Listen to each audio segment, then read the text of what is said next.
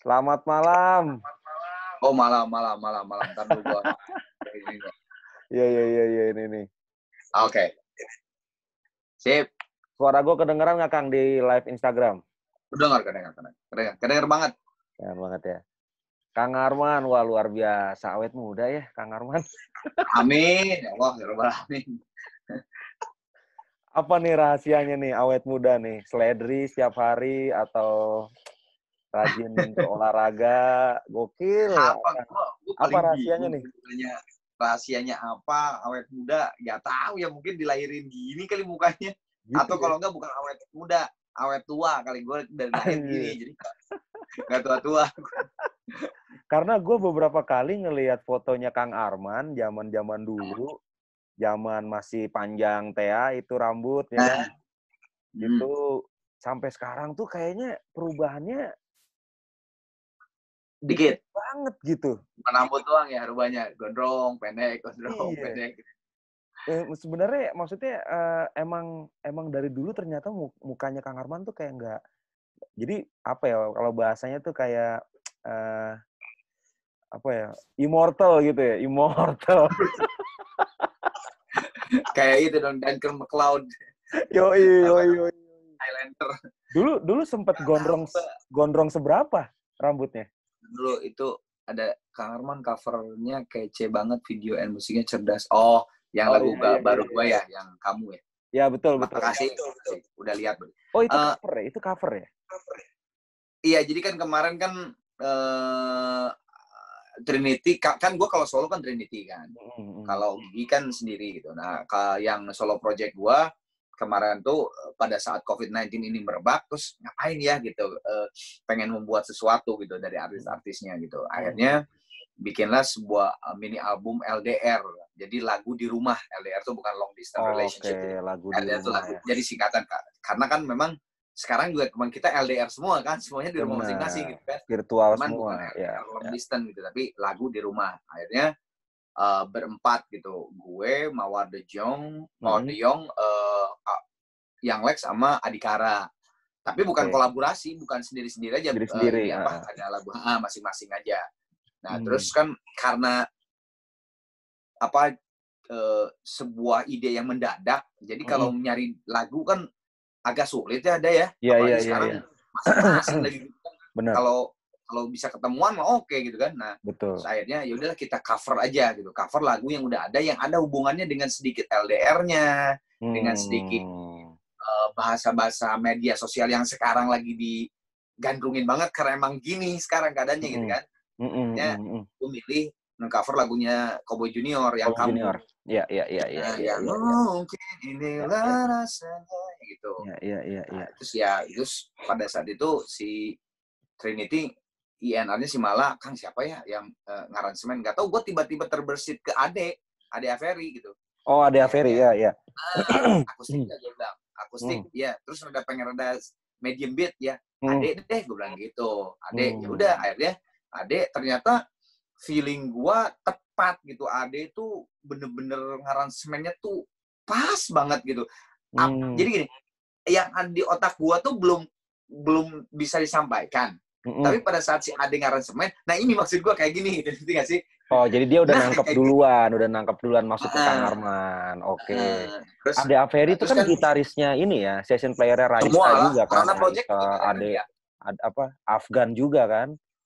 Afgan, Isyana, Raisa, gue yang Arena Project, kadang-kadang ya, karena kan gue gitarisnya Yang Jai. Yang Jai, tahu. Cuman kadang-kadang pas Yang Jai ke Isyana, nah itu tuh, ya udah Ade ke gue gitu ya, cross aja lah. Yang Jai tiba-tiba di Afgan, ya udah, Ade lu kosong Kang. Ade masuk ke gue gitu kayak gitu lah. Iya. Ya udah. Jadi memang si album LDR, mini album LDR itu bener-bener semuanya dikerjain bener-bener dengan sistem sekarang. Jadi rekaman gue di sini vokalnya, ada yang ngirim data ke gue. Terus fotonya di foto sekarang virtual itu yang pakai Zoom. Iya, betul. Nah, terus video klipnya sama. Jadi gue bikin sendiri di rumah gue pakai handphone. Dikasih tahu aja sama dikasih tahu aja sama direkturnya si Lando gitu bahwa Kang, angle-nya satu dari sini, ini situ gitulah gitu. Oke. Oke. Terus diedit sama Lando gitu, dibagusin ya. Yang sekarang ada di YouTube tuh, itu udah hasilnya Lando. Jadi semua maunya emang bener-bener di rumah, bener-bener lagu di rumah sampai jadinya tuh. Nah terus gue gini, Dai, gue tuh pas pada saat jadi kayak ketusuk sama si Ade gitu, gue kayak di dipancing ada trigger, ya. Ada trigger gitu. Pas denger ininya, aransemennya, pas di refnya, kok refnya si Ade ngaransemen enak banget yang ngebeatnya. Tiba-tiba gue kayak, ya sebenarnya gue udah nggak cocok, tapi kayaknya kalau gue kasih gerakan koreo yang sederhana TikTok-TikTokan, kayaknya menarik gitu. Iya, betul. Kan, gue bilang, guys, kalau gue nyiptain, bukan maksudnya koreoin dikit aja pas di refnya, gimana ya? Oh boleh. Ya tapi kan gue bukan dancer gitu, jadi pokoknya gue kebayang tuh yang sederhana, lu aja bisa lah gitu istilahnya. Jadi cuma gue kan misalnya, mungkin inilah rasanya gitu. Rasa suka apa? Sejak mana telepon gitu, terus bisa kayak gitu aja. Iya. Gue kemarin baru lihat tuh videonya. Akhirnya gue latihan dulu. Tuh ada si Patrick tuh yang nyiptain lagunya tuh, Patrick. Oh iya Patrick, bener Patrick Effendi. Bro, apa kabar? Thank you lagunya, Pat. Ya terus akhirnya itu karena Trioli Bells, Korea mantap, kurang ajar tuh. Trioli Bells, ntar gue mau bahas juga tuh Trioli Bells, gue pengen tahu sih soalnya. Terus akhirnya ya udah gua pakai gaya gitu, dibantuin sama Dewi. Ya Dewi kan sekarang penari gitu kan, penari Dewi betul. Kan Dewi dikasih Pak jangan gitu, ini yang di sini ini gitu. Ya udah gua ikutin, hafalin, udah gua tag aja videonya. Dai sekarang itu lagu alhamdulillah viral banget TikToknya. Jadi viral lagi lagunya kan. Gua kan jadi gini, ini ada satu kejadian lucu sih. Gue kan nggak main TikTok. Ya. Tapi masa sih? Nggak main TikTok gua, tapi gitu. waktu sekitar setahun yang lalu kali ya, pokoknya pada saat TikTok masuk Indonesia lagi rame-ramenya. Nah, gue tiba-tiba TikTok Indonesia ngobongin Trinity untuk gue menjadi juri. Kerjasama gitu ya. Juri. Juri memang nyanyi di TikTok gitu. Siapa yang bagus gitu. Pada saat gue idol, kalau nggak salah pada saat gue idol jadi juri. Nah itu tuh TikTok itu gitu. Oh yaudah, nah dari situ tuh ya kontraknya Trinity. Selain gue jadi juri, ya masa sekarang jurinya Arman, terus Arman nggak punya akun TikTok gitu kan? Udah bikinin lah gue gitu sama Trinity. Dikasihin beberapa video-video yang memang buat si perlombaan itu, bla bla bla dan sebagainya gitu. Udah. Tiba-tiba yang lagu ini ternyata keren. Jadi perubahan lo nih Kang ya, dari Gigi ke Arana Project itu menurut gua sangat signifikan banget perubahannya kan. Jadi kalau zaman dulu Kang Arman, waktu solonya Kang Arman itu dulu tuh genrenya apa sih? Waktu kan pernah ngeluarin album solo juga kan? Solo dulu baru Gigi. Solo dulu bahkan ya. Itu dulu genrenya apa? Dulu genrenya apa? Jadi tahun 90 gua ngerjain album solo, 90 tuh ngerjainnya, tapi keluarnya tuh 92, 93 karena ya zaman dulu tuh kan susah banget yang ngeluarin tuh banyak ininya lah, banyak macam-macamnya gitu. Itu udah pop rock. Oke. Nah, 93 baru ketemu sama Gigi kan, baru 94 Gigi lah keluar album pertama. Album Angan itu ya. Jadi transisi dari si apa namanya? Si album gue ke Gigi itu nggak terlalu jomplang. Emang gue seneng rock gitu. Oke. Jadi masuklah ke Gigi. Gitu. Oke. Nah sekarang kalau misalkan ini kita bicara Arana dulu nih ya. Arana ini kan buat gue nih sebagai musisi 2000-an awal gitu ya. Gue melihat bahwa Kang Arman tuh berhasil kayak ada stepstone lagi gitu ya dari band ke solo.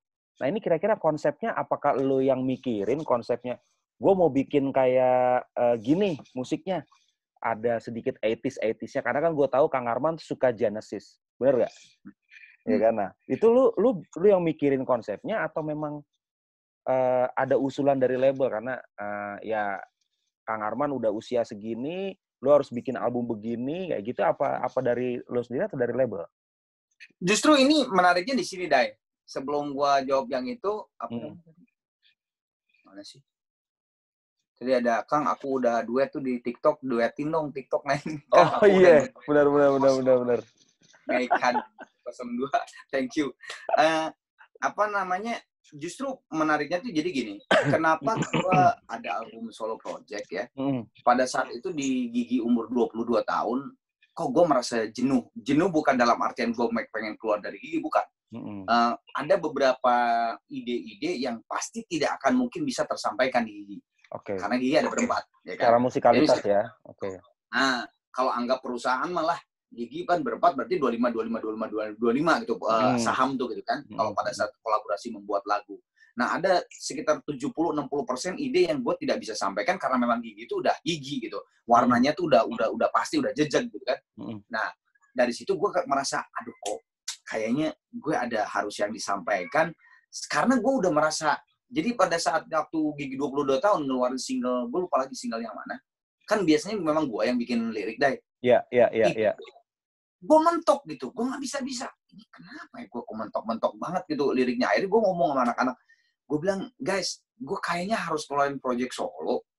Karena memang gue belum pernah ngeluarin kan. Selama pertama kali Gigi keluar. Iya, semenjak Gigi ya. Bujana, Andy, Thomas itu punya semuanya project solo punya gitu. Apalagi Bujana kan dari tahun 90-an gitu. Iya.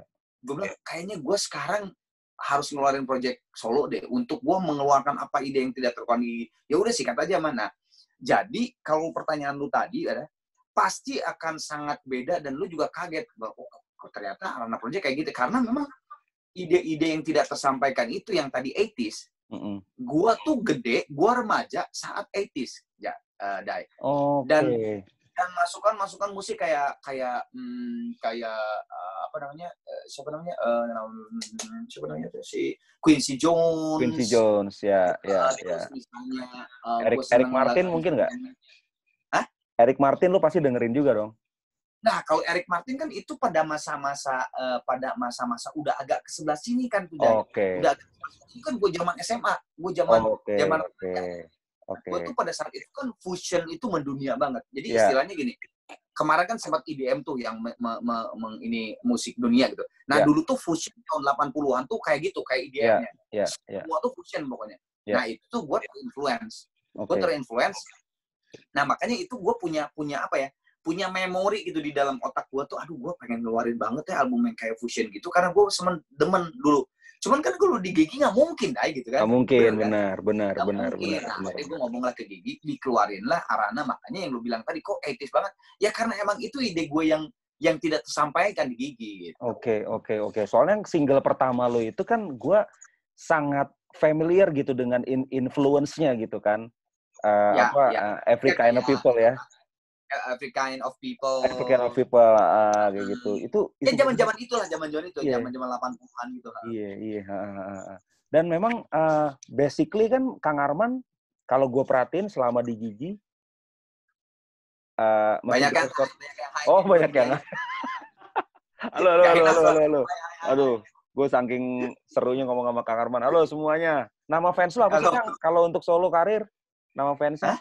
Nama fansnya kalau untuk buat solo karir? Ada ya, gue kan Arana Project ya, Arana Arani deh, Arana cowok, Arana cewek. Arana Arani. Oke, buat semua Arana Arani. Anjir, kacau. Nah, Kang, kalau lu waktu di Gigi kan gue lihat lu tuh salah satu vokalis yang ikonik banget dengan dance gitu kan. Maksudnya dengan musik rock, tapi lu ada dance-nya juga gitu di situ kan. Lu atraktif banget.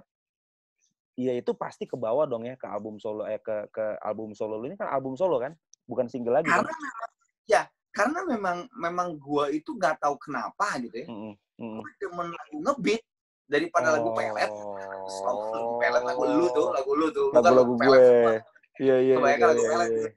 Gua tuh dari dulu tuh nggak tahu gua demennya tuh lagu ngebeat gitu. Mau yang rock, mau yang disco, mau yang jazz, mau yang even yang kayak dangdut misalnya, gue tuh lebih seneng dangdut yang ngebeat gitu. Even kayak misalnya lagu etnik gitu ya, keroncong, atau gue tuh demen yang lebih ngebeat gitu daripada yang slow gitu. Jadi emang nggak tahu sih, ya udah dari sananya kali ya gue memang demen yang ngebeat gitu. Iya. Tapi lu nyanyiin lagu refnya Gigi yang di original soundtracknya Brownies enak juga. Ya kan nggak mungkin lah tidak kita itu tidak mempunyai romance, betul nggak? Oh iya Kan, dong, pasti. ya, sense of romance itu pasti ada gitu. Jadi pada saat tercipta sebuah lagu yang slow, yang romance banget, ya akhirnya gue memanggil rasa-rasa itu untuk menyanyikan lagu itu, dimasukkan ke dalam itu. Gitu. Oke, termasuk membuat 11 Januari. Itu adalah sisi romantisnya seorang Armand Maulana. Ya, betul. Gimana tuh? Ceritain 11 Januari tuh sampai ketemu single luar biasa itu kan. Setelah lama Gigi nggak punya single ballad yang strong gitu. Jadi itu kan sebetulnya lagunya Bujana. Jadi Bujana tiba-tiba gua ada lagu nih katanya. Mana sebut? Tapi kan kalau Bujana tuh kalau ngasih lagu tuh kan gitaran. Jadi teng gitu. Jadi direkam sama dia. Kita dengar MP3-nya atau WAV-nya tuh ya itu teng. Oh, melodinya yang ini, Bud, ya. Tapi ref-nya gue ganti dikit ya, gue bilang. Jadi kan kalau Bujana tuh dulu ref-nya itu teng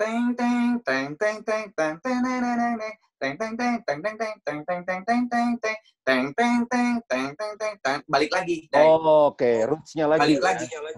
Terus gue mikir kan itu panjang tuh. Dalam satu ref itu kan panjang berapa bar gitu. Gue bilang, Butch, kalau di keduanya masuk ref kedua, chorus kedua masih gini, kayaknya agak monoton. Gue rubah dikit ya. Jadi jadi gitu. Kan tadinya teng tadinya gitu terus kan balik lagi. Oh ya udah mau nggak apa-apa, lu enaknya aja. Udah, akhirnya terus bikinlah kan gue yang bikin lirik. Nah, terus gue nggak tahu kenapa kepikiran bahwa gue pengen memberikan lirik perkawinan gue gitu sama Dewi. Oke. Makanya kan 11 Januari itu kan 11 Januari itu nikah gue gitu kan. Gue minta izin juga sama Bujana. Gue bilang ini judulnya 11 Januari nggak apa-apa ya gitu kan. Kata gue apaan tuh, Man? Tanggal apa? Ya itu tanggal kawin gue bilang gitu, nikah gue. Oh ya udah nggak apa-apa. Tapi di situ saat itu singlenya almarhum Glenn itu udah keluar yang Januari sebelumnya ya 2000 berapa tuh 2003 kalau nggak salah. 2008 ya Glenn 2000 sekian. Gua kan 11 Januari 2007 ya 2007. Glenn tuh 2003an gitu, 2004 gitu kan. Kemudian nyeletuk, Man, nggak apa-apa, Man, hampir sama dengan Glenn. Nggak apa-apa kan, Glenn mah Januari, kalau ini kan 11 Januari tanggalnya. Udah nggak apa-apa kalau lu anaknya. Udah, akhirnya 11 Januari lah gitu. Oke. Nah, 11 Januari itu kalau gua nggak salah denger, seketika merubah Gigi menjadi band yang akhirnya punya demand lagi. Ini setahu gua ya, yang tersebar di komunitas anak-anak band gitu. Itu bener nggak, Kang? Artinya Gigi jadi kedengeran lagi gitu setelah 11 Januari itu keluar. Terakhir hits ballad dari Gigi itu Andai. 2000. Andai, ya. Ada sih sebetulnya di tengah-tengah itu adalah ini ada Kepastian Yang Kutunggu. Kepastian Yang Kutunggu itu zamannya Hendy ya, Kepastian Yang Kutunggu ya. Tuh. Tapi kan memang tidak terlalu gimana lah gitu. Ya. Jadi kalau dilihat graf juara lah gitu ya, apa pengumpulan poin gitu ya. Ini Andai di sini, 11 Januari di sini. Nah, di sinilah Kepastian Yang Kutunggu tuh gitu. Di tengah di paling bawah lah gitu. Jadi pada saat 11 Januari tercipta itu memang di situ buat gitulah naik banget gitu ya. Ya kita juga ya lu sendiri tahu lah, lu sebagai komposer, lu sebagai pemain band juga, lagu itu kan paling asik itu adalah itu gitu. Adrenalinnya kan adalah itu kan. Tidak tahu lagu itu yang meledak itu yang mana gitu kan. Iya kan? Iya, betul. Jadi pada saat 11 Januari meledak tuh kita juga wah, kok ini kok bisa ya gitu ya. Padahal sebetulnya gue sama Hendy yang rada protes, bukan protes sih, maksudnya pada saat gue take vokal tuh ditungguin sama Hendy. Si Bujana tuh ke bawah dulu kalau nggak salah, Thomas nggak ada kemana gitu ya. Nah, si Hendy sama gue tuh sama gitu. Ngomong, Man, lu ngerasa sama nggak? Apaan? Refnya ya? Iya ya, kok refnya terlalu biasa ya? Gitu, gue sama Hendy tuh gitu. Oh, itu padahal refnya lu udah rubah nadanya kan yang udah belum. Oke. makanya ini kan terlalu monoton kalau kayak gitu. Gua ubah deh jadi jadi gitu. Oke lah Man, kalau kayak gitu ya. Tapi sebenarnya ya iyalah. Tapi kalau songnya asik ya, iya songnya sih asik. Kita juga udah. Pas, gua sama Hendy bener ya lagu tuh ternyata nggak tahu Man. Tapi memang lagu itu apa ya, racunnya gila banget 11 Januari itu. Itu menurut gue sebagai pekerjaan sebagai komposer, memang di Indonesia ini kan ada satu stigma yang berkembang kalau lagu kuat itu letaknya ya memang di ref gitu. Ya. Karena kan dulu zaman RBT ingat nggak Kang? Kalau orang nelpon kan pasti dengarnya ref kan gitu kan. Jadi memang zaman RBT itu lu bener-bener nyiptain doang. Iya, bener. Kadang-kadang nggak mikirin song, kadang-kadang. Iya, betul. Jadi song ya bisa dibilang 40% lah. 60% itu kita boost di ref gitu kan. Nah, waktu album pertamanya Gigi, Angan, itu Kang Arman umur berapa di album itu? Angan tuh di 94 ya, di 22, 23 ya. Wow, 22 tahun ya? Iya 23 tahun. Bener nggak sih kalau Gigi itu diambil dari pas Mas Ronald ketawa terus keluar Gigi Gingsulnya? Bener nggak sih? Iya, bukan Gigi Gingsul.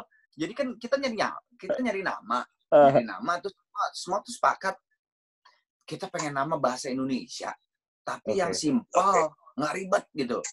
Ya apa ya? Nyari semua kan. Thomas nggak ada, Thomas sakit di Bandung di Opname. Jadi kan di Rumah Baron, Baron Jakarta kan kita ngumpul di Rumah Baron. Apa gitu, kita berempat apa ya, terus celetukan ini tiba-tiba siapa yang nyerutuk Matahari, Bujana kalau saya nyerutuk Matahari, wah keren tuh Matahari, gue bilang gitu kan. Oh iya terus tiba-tiba taruh. Jadi toko baju dong. Kok sama kayak departemen store. Nggak jadi. Nah, terus tiba-tiba apalagi nyari, nah tiba-tiba nyeletuk lagi orang utan. Bener keren, orang utan kan asli Indonesia, Kalimantan, nggak ada yang punya seluruh dunia kan. Oke. Oh keren. Oh boleh juga orang utan keren. Tapi tiba-tiba tar dulu. Kalau band kita meledak nanti gitu, kita banyak manggung atau di TV apa sih, lu bayangin aja tiba-tiba. Oke, kita panggilkan orang utan. Terus keluar gitu-gitu ya. Dan di situ ketawa ngakak, teman semuanya pada ngakak. Si Onat kan, Mas Onat kan, si Onat ngakak. Bukan gingsul, jadi gigi yang tengahnya ini itu patah, baru jatuh. Oh. Patah, gigi ya nggak tengah sih, apa sih dari sini, pokoknya patah. Iya. Terus Jana, buset, kenapa lu Nat gigi lu? Gitu kan, gigi lu kenapa lu? Gue jatuh tuh kemarin di kamar mandi di mana gitu. Sakit banget gue ini, tapi udah ke dokter gigi gitu. Nah, terus tiba-tiba Bujana nyeletuk di situ. Gigi asik juga ya gitu. Nah, nggak tahu kenapa gue Ronald Baron tuh saat itu langsung gitu. Bener Gigi. Gitu. Nah, terus telepon Thomas kan, karena Thomas nggak ada di situ kan, sakit. Telepon, Mon, apaan? Dapat nih nama, lu setuju nggak? Apa? Gigi. Wah keren. Gitu. Ternyata Thomas juga langsung ngomong keren. Gitu. Itu cuma ada protes. Filosofinya apa sih Gigi itu? Jadi Gigi kan menghancurkan makanan, melumat makanan. Filosofinya apa? Filosofinya sebenarnya jadi gini. Kadang-kadang pada zaman dulu ya, kalau sekarang Gigi itu udah masuk beauty. Bener nggak?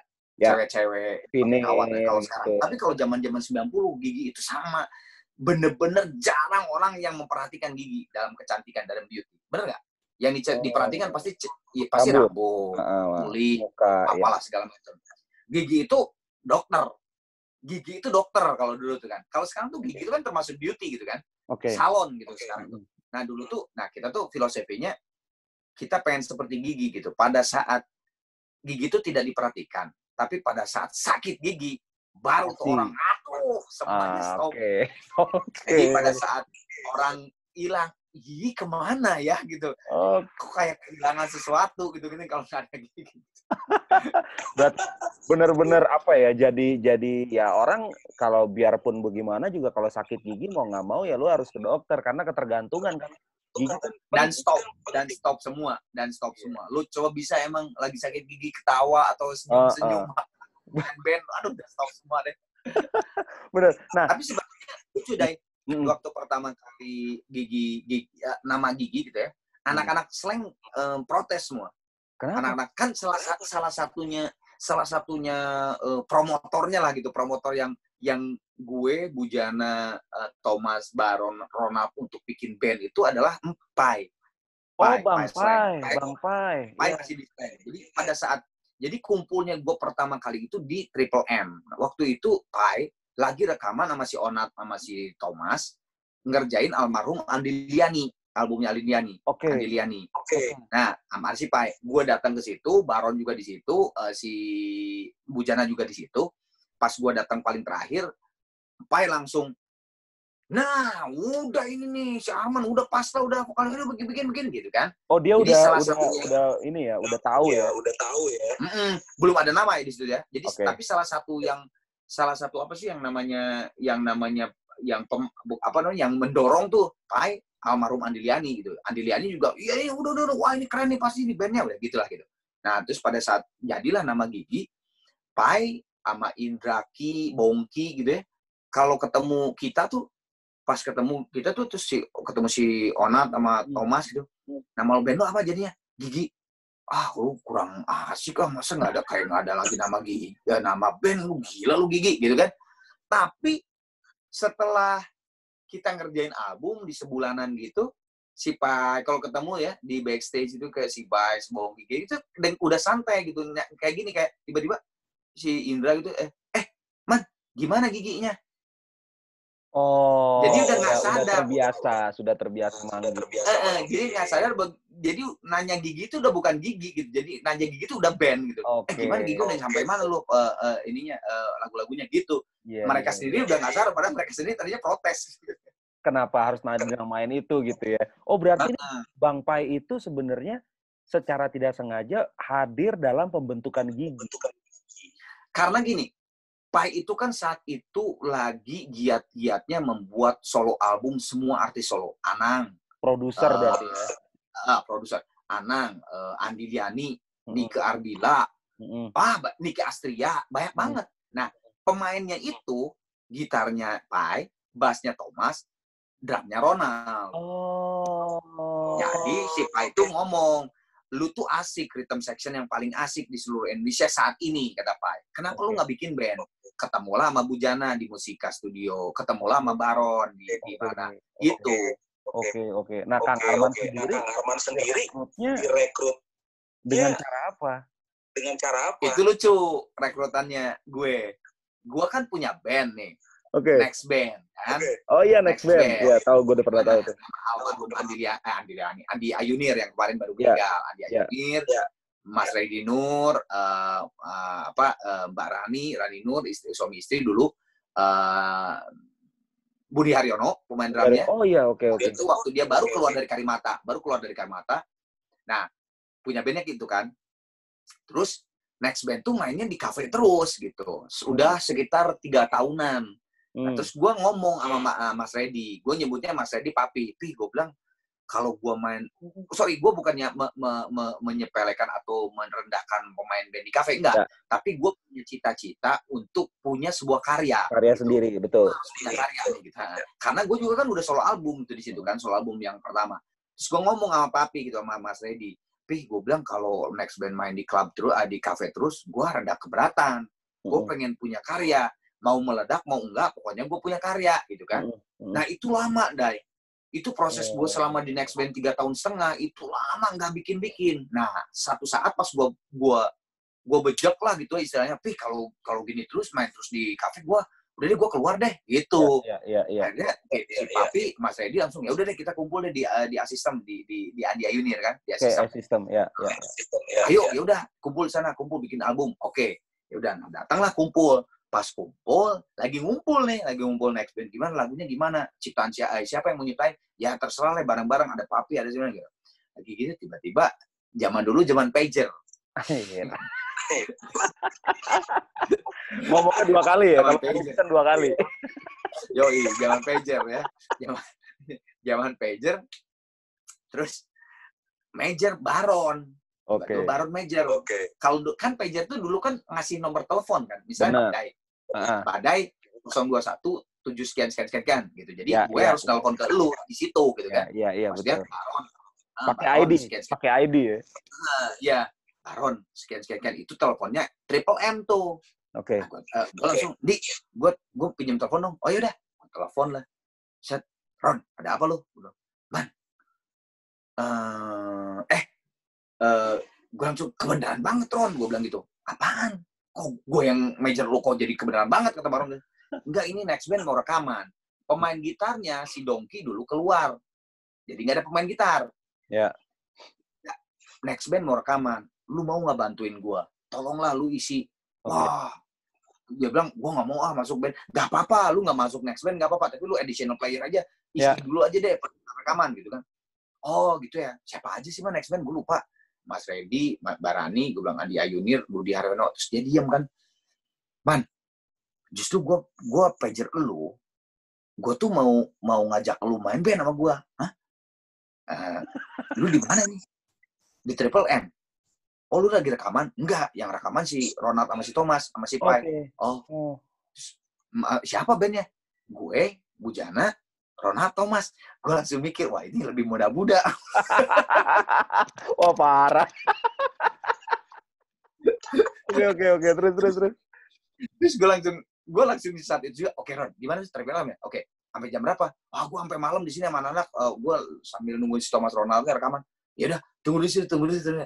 Oke, matiin kan. Gue langsung ngomong ke anak next band. Papi, Mami, gue bilang kan gue nyebutnya ke Mbak Rani, Mami gitu ya. Mi, Andi, Bud, gue bilang, gue cabut ya. Gue kayaknya harus ke satu tempat nih, ke jajan sama teman gue. Cabutnya dalam arti gitu. Dari studio, cabutnya bukan dari bandnya. Ya, cabut dari studio kan itu kan lagi kumpul kan. Gue bilang gue cabut ya, ada janji nih. Gue bilang gitu sama teman gue. Ya udah, oke. Ya udah, gue pesan taksi gitu kan. Gue cabut ya ke Triple M. Nah itu yang Pai bilang, ini nih udah lupas nih si aman aja udah kan. Jadi akhirnya nggak tahu kenapa chemistry-nya masuk. Ya udah kalau gitu rekaman latihan aja yuk, latihan bikin ngejam bikin lagu, ayo. Nah dulu studio latihan yang paling keren itu Asystem, Andi Ayunir. Iya, jadi ketemu lagi dong sama Mas Andinya. yang bisa kalau lu latihan, lu direkam langsung. Iya, cuma dia. Gitu Asystem. Terus anak-anak kan pada latihan di mana ya? Ya nggak ada lagi lah Jakarta Selatan mah Andi Ayunir lah Asystem. Ya. Bujana apalagi kan sama Andi kan sama kakaknya Ari Ayunir. Ya, yang sekarang jalan itu kan Bujana SMA kan gini banget gitu kan. Ya. Asystem aja gitu kan. Ya wes lah. Ya udah. Jadi Asystem udah latihan kan. Latihan di Asystem. Tiba-tiba Andi keluar dari kamarnya kan Andi di situ rumahnya kan. Andi keluar lihat gitu kan gue lagi bikin lagu berlima gitu. Pas istirahat makan gitu keluar man Di apaan ini si Desta tiba-tiba Soleh bangke apaan lu Desta ngaco-ngacuin masuk sini sana lu keluar lu. Woi Mas Bro Desta aduh. Terus tiba-tiba pas si istirahat makan keluar Andi nanya kan man apaan nih man latihan apa gitu kan. Iya Andi kayaknya gue bikin band baru. Terus sama next band Andi ketawa, belum ada aja, almarhum ketawa aja. Oh gitu. Iya nih kayaknya. Udah jadi langsung. Oke, berarti lagu pertama yang dijamin itu ada masuk album pertama nggak?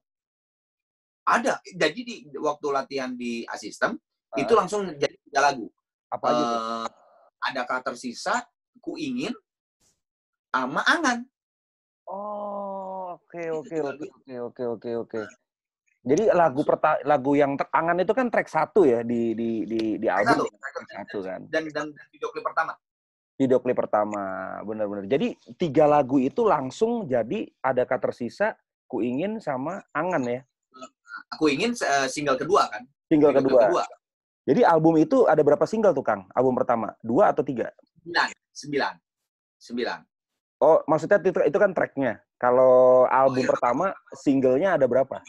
Oh, singlenya 2. Cuman Angan sama Oke, 2. Nah, terus album kedua setelah Angan itu album kedua 2x2 yang ini ya Budi Haryono ya.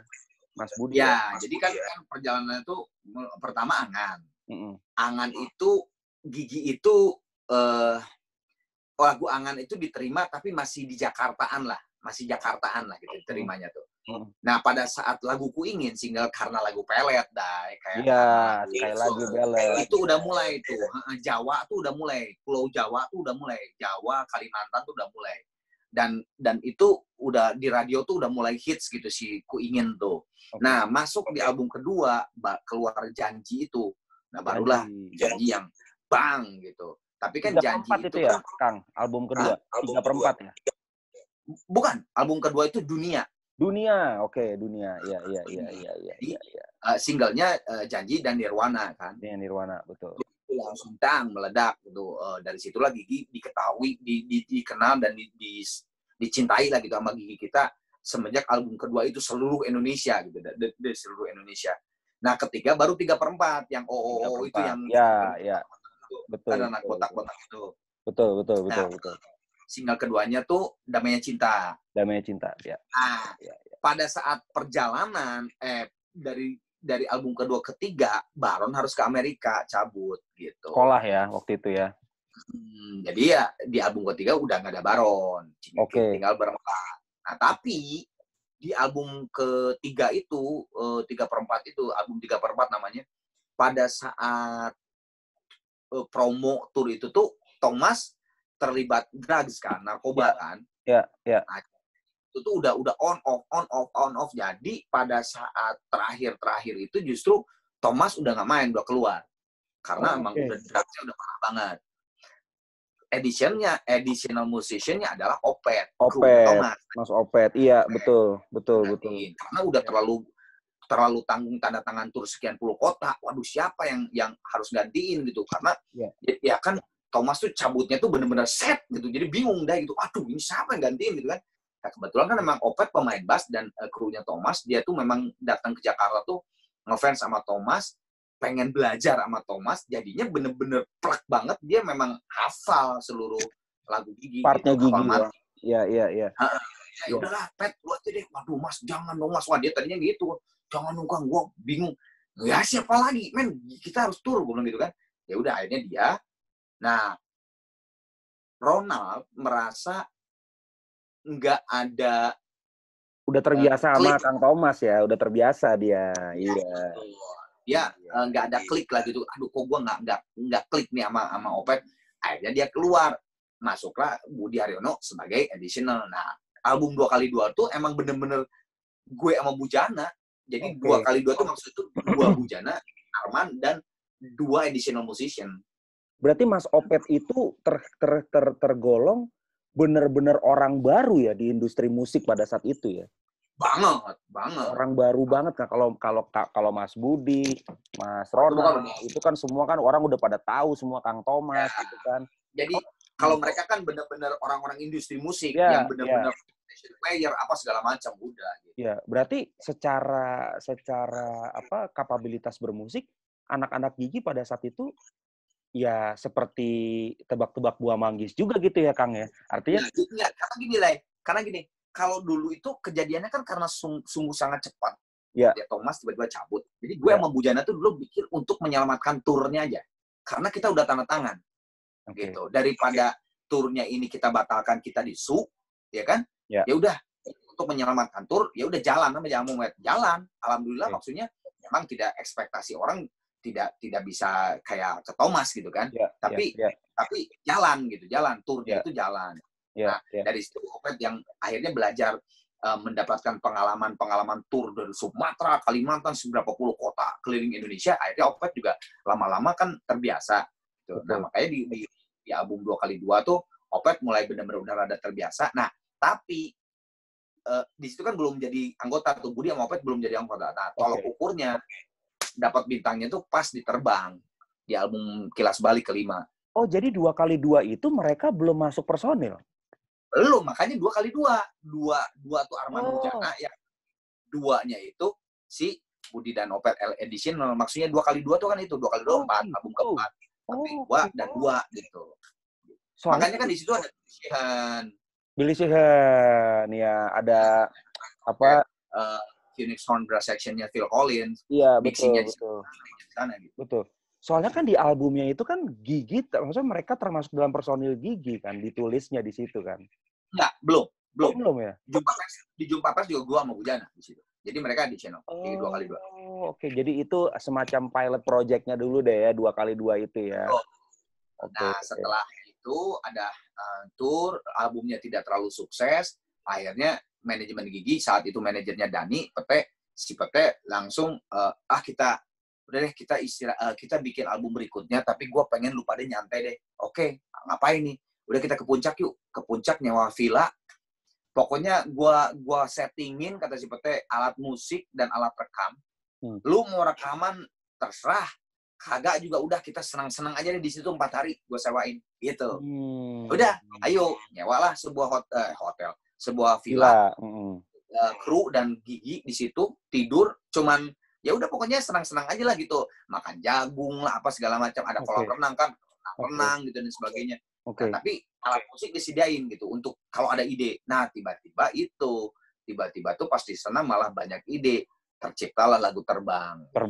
Nah, sebentar Kang, gue potong lu sebentar. Tadi gue mau balik ke Mas Opet. Pertimbangannya Kang Arman dengan Mas Butch pada saat itu. Kalau Mas Budi kita udah nggak usah tanya lagi lah, dia udah experience-nya udah jauh ya.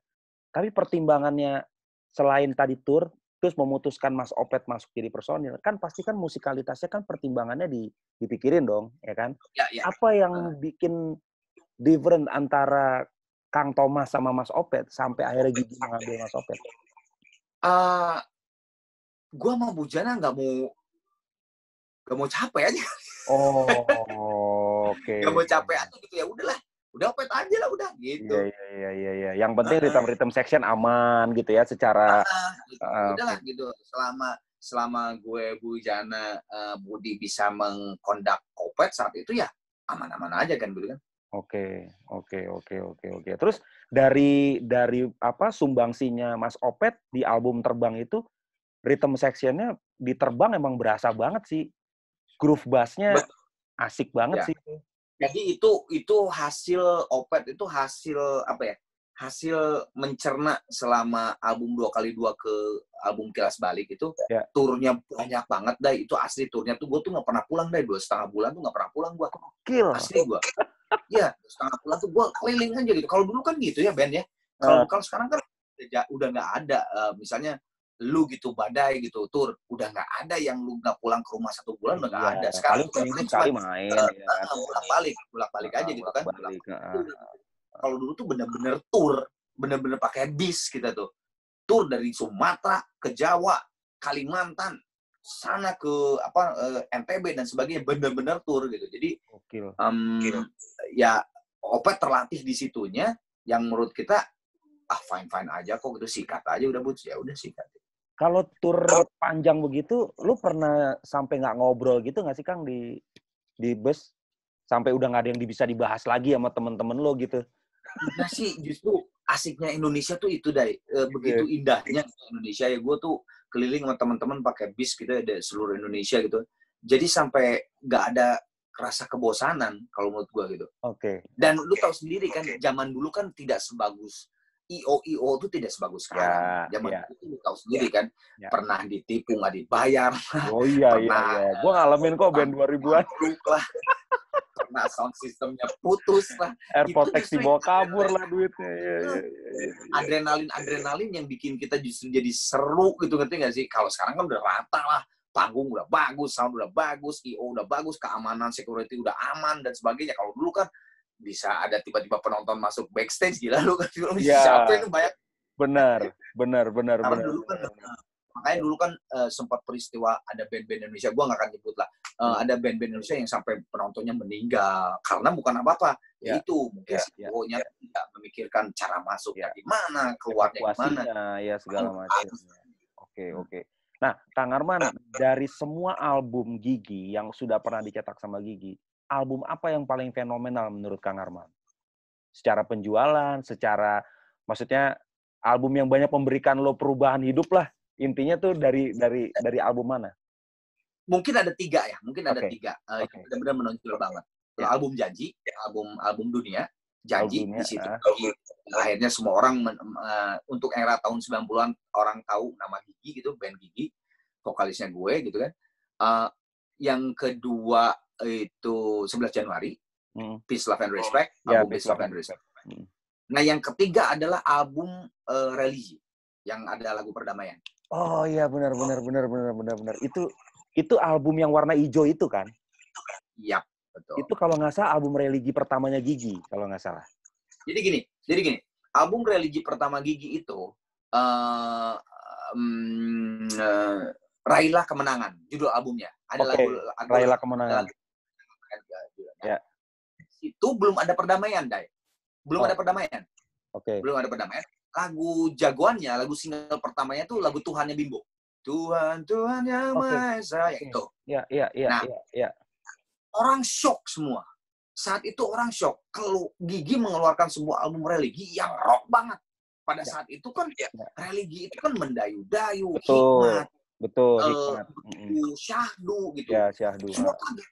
Dibarengin dengan tur ngabuburitnya itu kan. Jadi pada saat keluar album itu kita tur ngabuburit. Ya. Nah, tapi setahun tur ngabuburit pertama itu justru memperkenalkan lagu religi yang kepada halayak Indonesia tuh it's okay kok lagu religi seperti ini kalau memang lu membawakan dengan seperti itu ya. Oke. Dan kita bukan membawakan lagu-lagu yang ada ayat Al-Qur'annya, bukan. Yes. Ini adalah lagu yang liriknya religi. Lirik positif ya. Bukan ayat Al-Qur'an dijadiin gue nyanyiin, jadi enggak. Ini lirik religi. Dan dulu konsepnya adalah, konsep yang dikeluarkan Gigi itu dulu, album religi itu menghormati lagu-lagu religi yang keren-keren, kita bawain lagi. Dari aransemen. Nah, di album kedua baru disuntikin album Raihlah Kemenangan, repackage. Jadi ada perdamaian plus satu lagi apa ya? Itiraf. Gue lupa lagi satu lagi apa gitu. Jadi ada 2 lagu baru.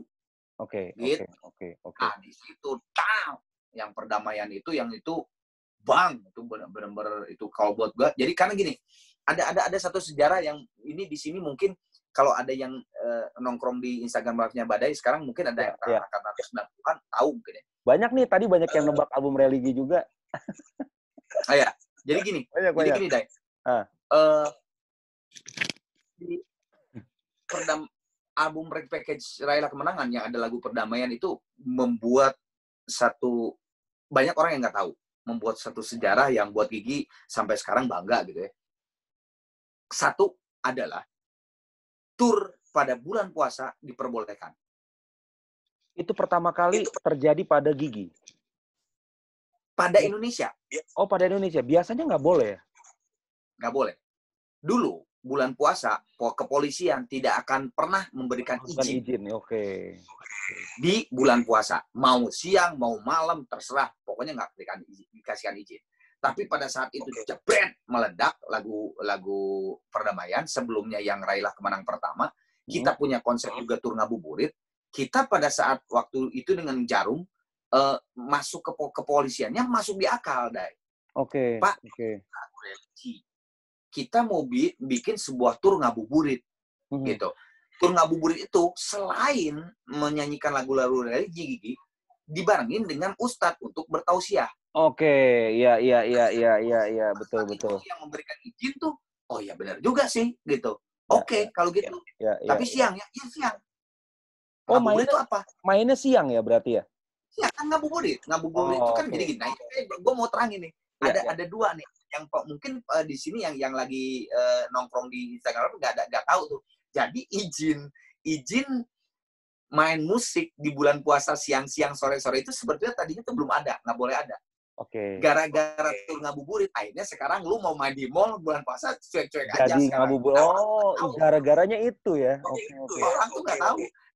Gue bukannya mau membanggakan diri, bukan. Tapi memang cikal bakalnya gara-gara ngabuburit. Satu itu. Jadi izin dibolehkan. Yang kedua, kata ngabuburit. Jadi ngabuburit itu.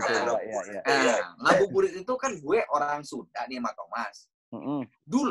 Dulu tahun 80 di Bandung ada festival ngabuburit.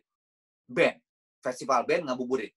Jadi band-band terkenal di Jakarta, di Bandung main satu hari di Bandung tahun 80 nih. Di Bandung satu hari main siang-siang ngabuburit, boleh dibijin satu kali. Oke. Dan itu gede banget. Itu gede banget festival itu. Kayak Lollapalooza lah gitu, kayak apalah, Soundrenalin lah gitulah. Kayak dulu kalau di sini mah. Ya, Gitu. ya. Nah, gua sama Thomas karena dari Bandung, gua ingat gitu sama Thomas, wah, asik juga nih ini kita punya album religi, tapi nggak ada tour, kita bikin aja yuk kayak dulu, tapi turnya tur ngabuburit, gue bilang. Terus Bujana nanya kan sama Hendy, tapi kan itu bahasa Sunda, orang juga nggak tahu artinya ngabuburit. Ngabuburit itu kan menghabiskan waktu menjelang buka puasa. Ya. Burit itu kan sore, bahasa Sunda itu burit itu sore. Jadi ngabuburit, nyore-nyore lah gitu, sorean lah gitu lah. Oke. Gak apa-apa, ayo cikat. Kebenaran dulu klop dengan Jarum Coklat masuk nih, ini konsepnya. Nah, kata ngabuburit sekarang seluruh Indonesia tahu, mau lo mau orang Batak, lu mau orang Papua, mau orang Jawa, semua udah tahu. Di mana Dai ngabuburit yuk. Itu sebenarnya dari itu. Oke. Berarti Gigi menciptakan tren baru, meskipun itu istilah udah dari tahun 80-an. Ya, dua. Jadi dua dari album religi itu gua 3 malah.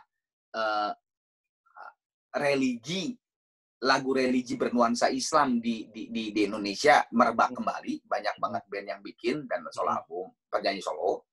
Gapnya jauh loh dari Bimbo loh. Terakhir itu Bimbo jauh. Satu itu.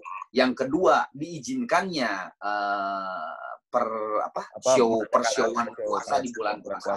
Ya. Yang ketiga, kata ngabuburit menjadi nasional. Kenapa gue sok pede ngabuburit jadi nasional? Karena gini, jadi pada waktu ngabuburit tahun kedua yang perdamaian udah ada, kan itu kan turnya Jarum tuh di Jawa Barat, gitu ya.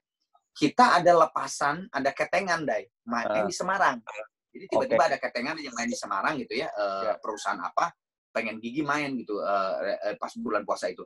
Kita mendarat di Semarang, masuk keluar dari bandara pakai mobil, terus gue anak-anak lagi gini aja di perjalanan ke hotel, tiba-tiba ada spanduk gede banget gitu, ngabuburit bareng band apa gitu.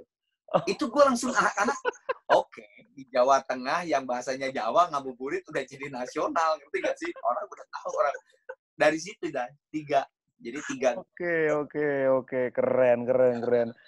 Wah, jadi 3 album itu benar-benar secara ini merubah benar-benar ya, artinya memberikan efek yang dulu nambahin suara toleransi yang luar biasa karena Mas Bud non Muslim, salut. Nah, ini juga sebenarnya bagian dari pertanyaan gua, Kang. Kesepakatan bikin album religi itu dengan adanya Mas Bujana yang beragama Hindu, ya kan? Ya, itu kira-kira lu menjembatani itu semua seperti apa sehingga toleransi di Gigi itu benar-benar toleransi banget gitu kan? Yang jelas izin dulu deh. Yang jelas izin dulu ke Bujana. Jadi waktu gua anak-anak ada ide, gua Thomas Hendy yang Islam di Gigi ada ide untuk membuat sebuah lagu religi, kita tiga-tiganya ngomong sama Bujana, Bud, kita bertiga ada ide dari pengen aransemen lagu-lagu legend religi Indonesia kayak Bimbo, Krisya dan sebagainya untuk kita bikin lagi. Tapi ini ya bernuansa Islam, gue bilang. Lu gimana? Jawaban Bujana simpel. Ya kenapa emang? Gini, kitanya ngomong gini. Tapi kalau nggak setuju, nggak jadi, nggak usah. Kita nggak usah. Kalau lu setuju, oke kita jalan. Ya sikat aja, kata Bujana. Emang waktu dulu kita tahun 93 ketemu, terus lagi bikin Gigi, emang ditanya KTP, agama lu apa? Gitu. Seru, asik. Nah, oh ya benar juga, ya udah sih, sikat aja gitu. Kang, ini kan Kang Arman berarti di industri musik Indonesia sudah berapa puluh tahun total dari solo? 30 tahun. Nah, di dalam 30 tahun ini... Gue potong satu lagi. Iya. Itu soalnya ada si Fauzan tuh. Kata jomblo menasional gara-gara Gigi juga. Iya, benar. Itu singlenya Gigi yang jomblo itu ya? Itu benar-benar... Jadi pada saat terciptalah lagu Jomblo, gue yang bikin lirik, terus Pas gue mikir aja kan, ini kan liriknya tuh mengenai cowok yang nggak punya mulu pasangan gitu, nggak laku lah gitu lah gitu. Judulnya apa ya, single, nggak enak banget gitu kan. Terus apa ya gitu, nggak masalah judulnya apa ya, terus gue tiba-tiba, gue karena orang Sunda gitu, oh jomblo ya. Jomblo itu di Sunda artinya memang seseorang yang nggak laku-laku. Oh, nggak laku-laku. Single aja terus. Malah sebetulnya lebih ekstrim. Si arti aslinya Sunda tuh jomblo tuh ekstrim banget. Jadi orang yang udah tua nggak bisa kawin-kawin. Nggak kawin-kawin. Nggak laku sampai tua gitu. Gitu. Disebutnya jomblo gitu ya. Disebutnya jomblo. Nah, terus gue akhirnya, adalah judulnya jomblo deh ini. Itu kan masih formasi gue, Budi, Thomas, sama Bujana kan. Iya, betul. Budi, belum si Hendy dah. Nah, akhirnya pas gua kasihin lirik ke anak-anak nih, guys, judulnya jomblo. Bujana yang protes. Karena kan Thomas, gue Budi Sunda kan, tiga-tiganya kan. Nah, protes. Hah? Apaan tuh man jomblo? Ya, jomblo itu buat cowok atau cewek yang nggak dapat pasangan gitu. Ya pokoknya mah jomblo aja gitu, dia nggak laku-laku. Oh, emang liriknya mengenai itu? Emang liriknya mengenai itu. Dia nggak hayal bahwa dia punya pacar, sebenarnya nggak. Waduh, kata si Bujana, serius lu man pakai, terus orang kalau bertanya gimana, justru itu clickbaitnya gue bilang, justru itu clickbaitnya, kita pengen ditanya, gue bilang gitu. Bilang, lu pede?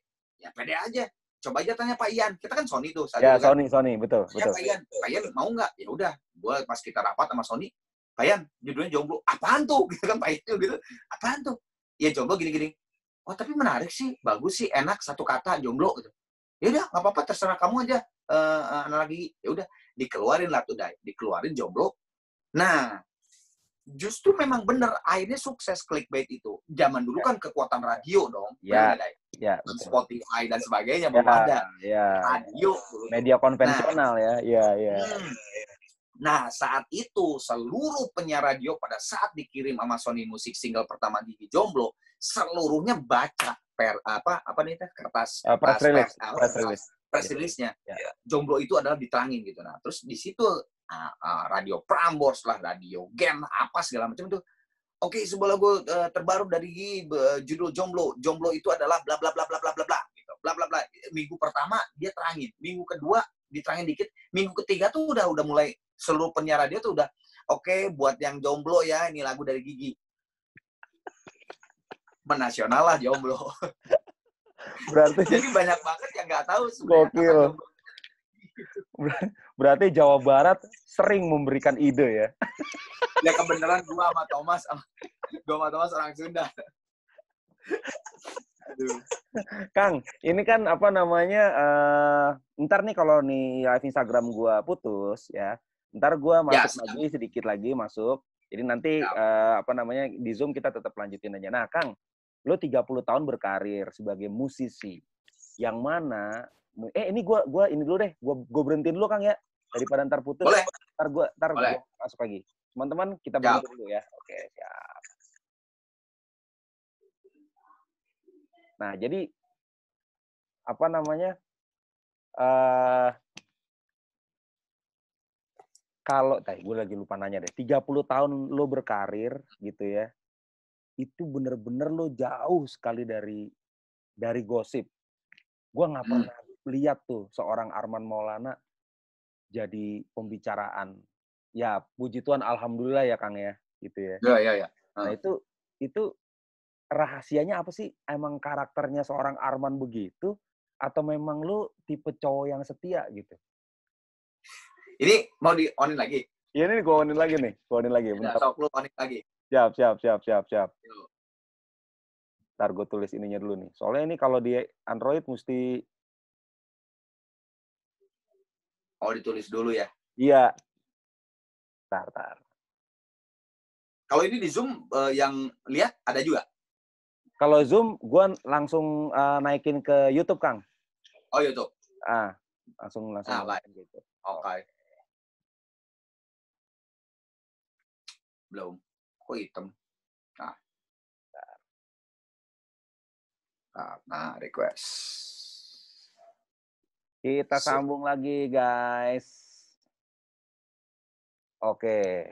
Nah, pertanyaan yang tadi, Kang. Ya. Bentar, waiting for Arman Maulana, bentar. Ya. Ya, sambung lagi. Kang, 30 tahun lu berkarir sebagai musisi. Penyanyi, pernah di Trio Libels juga, ada iklan permen itu ya, permen Kayane gitu kan. Itu zaman gue masih SMA, bukan sampai SMP gitu ya. Nah, terus anak band keren gitu ya. Tapi puji Tuhan alhamdulillahnya di dalam dunia gosip ini lo sangat-sangat jauh gitu dari berita-berita miring gitu ya. Itu rahasianya apa? Apa seorang Arman Maulana memang setia atau memang ada settingan tersendiri? sorry Teh Dewi, maaf punten.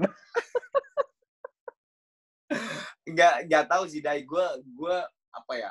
Jadi gue orangnya tuh memang sebetulnya lebih menyenangi diem di sebuah ruangan atau diem di kamar atau diem di rumah. Sebetulnya itu. Sebetulnya orangnya tuh seperti itu. Jadi pada saat gue homeboy. Anak rumahan gitu maksudnya. Iya, anak rumahan gitu. Jadi nggak terlalu yang demen buat nongkrong sama teman-teman gitu dan sebagainya, enggak gitu. Memang begitu gitu dari dulu. Nah, terus pada saat gue dapat bintang gitu, dapat rezeki bintang dari Tuhan itu jadi vokalis Gigi dan Gigi jalan gitu ya. Emang kebiasaan itu tidak bisa jadi berubah gitu. Jadi gue pada saat udah show, jadi benar-benar nih pesawat mendarat di satu kota atau bis tour mendarat sampai di hotel, masuk hotel, siap-siap malam gue kalau tidur aja di kamar, JR kan biasanya gue paling JR gitu, check sound, balik lagi kamar, siap-siap mandi, main, setelah main gue cabut lagi langsung ke kamar. Even sama kayak misalnya kita main di klub misalnya, main di klub di suatu klub di suatu kota gitu. Pasti ya gitu sama, padahal sebenarnya yang punya klub itu, ayo dong nanti kan setelah main itu udah ada table ya bla bla bla. Owner gitu ya. Emang gue nggak bisa gitu. Gue tuh buat gue gini, gue tuh kan setiap hari udah di stage dengan sound yang keras, udah gitu kalau kita nggak manggung kita latihan lagi gitu kan. Terus setelah selesai manggung gitu harus nongkrong ada yang musik lagi gitu, apalagi di klub jeduk, aduh gitu. Gue butuh keheningan gitu. Justru gue butuh keheningan, butuh kesantaian, ketenangan. Di kamar hotel paling jadi ya itu mungkin itu yang tadi lu bilang gue nggak ada gosip karena memang setelah manggung gue selalu masuk kamar. Masuk kamar kunci udah gue nonton TV atau ya tidur atau apalah gitu. Oke, berarti Kang Arman kalau di panggung kalau di rumah itu sebagai ayah terkenal galak atau enggak, gue enggak galak ya? Anak satu cewek lagi kan maksudnya enggak lah. Kalau anak cewek kan lebih protektif kan biasanya. Enggak sih, ya nggak bisa juga sih deh anak gitu ya? Angkatan sekarang mah ya nggak bisa lah, harus jadikan teman. Kalau misalnya ada masalah, ada apa juga berdiskusi aja. Berdiskusi. Betul. Nah, duetnya Kang Arman sama Teh Dewi kemarin kan sempat ngeluarin tuh. Judulnya apa kan kemarin itu ya, duetnya itu? Judulnya gue 2 kali sama Dewi tuh ngeluarin single. Yang waktu pernikahan 20 tahun. Ya, 20 tahun yang ada konser itu. Nah, kemarin yang pernikahan 25 tahun setengah abad itu Perjalanan Cinta. Perjalanan Cinta. Berarti selama pacaran dulu sampai ini duetnya tuh baru dua itu. Oke. Kang, kalau Teh Dewi sekarang kegiatan bernyanyinya masih aktif ya berarti ya? Masih. Kalau cewek itu kan selalu aja ada ya, nikahan lah, wedding ya, apa segala macam. Wedding lah, gitu kan. Terus waktu Dewi OVJ, Opera Van Java-nya dengan itu naik gitu, ya tetap ada aja jalur etniknya itu, jalur dia nyinden dan sebagainya selalu aja ada gitu yang mengundang buat dia nyanyi seperti itulah dan sebagainya gitu. Kalau bikin single sendiri belum ada kepikiran Teh Dewi? Terakhir tuh dia belum sih, nggak tahu sih dia pada saat industri musik berubah seperti sekarang ini, dia langsung ngomong ke gue, gak usah lah Pap, dia bilang apa namanya, udah sesi segini aja udah cukup, toh segini juga kan harus ngurus gue, harus ngurus anak gue, dia juga nyanyi juga, udah cukup gitu, karena jobnya dia juga, apalagi waktu OVJ masih ada ya, waktu opera panjang bukan, tapi opera panjang angkatannya dia gitu, itu udah bener-bener kadang-kadang nggak pernah di rumah banget gitu, ketemu tuh malam gitu dan sebagainya, udah cukup. Makanya berbicara masalah single dia udah nggak usah lah gitu. Oke. Nah, Kang, waktu In Exist kan Kang Arman pernah audisi vokalis tuh.